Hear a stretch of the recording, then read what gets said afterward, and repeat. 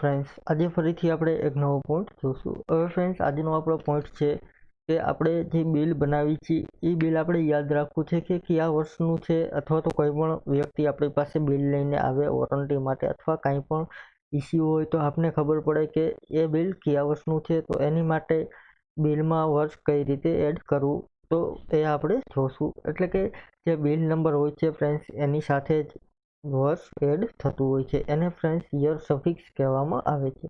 તો અહીં સૌપ્રથમ સેટઅપમાં જશું. એમાં ફ્રેન્ડ્સ વાઉચર સેટઅપ છે. સોરી ફ્રેન્ડ્સ, અહીં વાઉચર નંબર લેશું. કંપની સેટઅપ, અહીં વાઉચર નંબર. અહીં ફ્રેન્ડ્સ આપણે નવું વાઉચરની છે ઓટોમેટિક સિરીઝ છે એ આપણે ક્રિએટ કરીશું, એડ કરીશું. અહીં સેલ બિલ લેશું ફ્રેન્ડ્સ. વાઉચર પરફિક્સ આપેલું છે એટલે કે નંબર અહીં લેશું ફ્રેન્ડ્સ.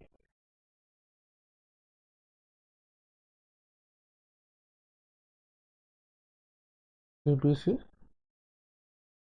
ત્યાર પછી અહીં ટેક્સ ઇનવોઇસ લેશું. ત્યાર પછી યર સફિક્સમાં આપણે યસ કરીને ઓકે કરી દેશું.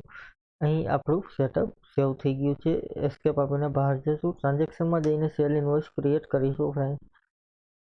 અહીં સેલ ઇનવોઇસ ક્રિએટ કરીશું.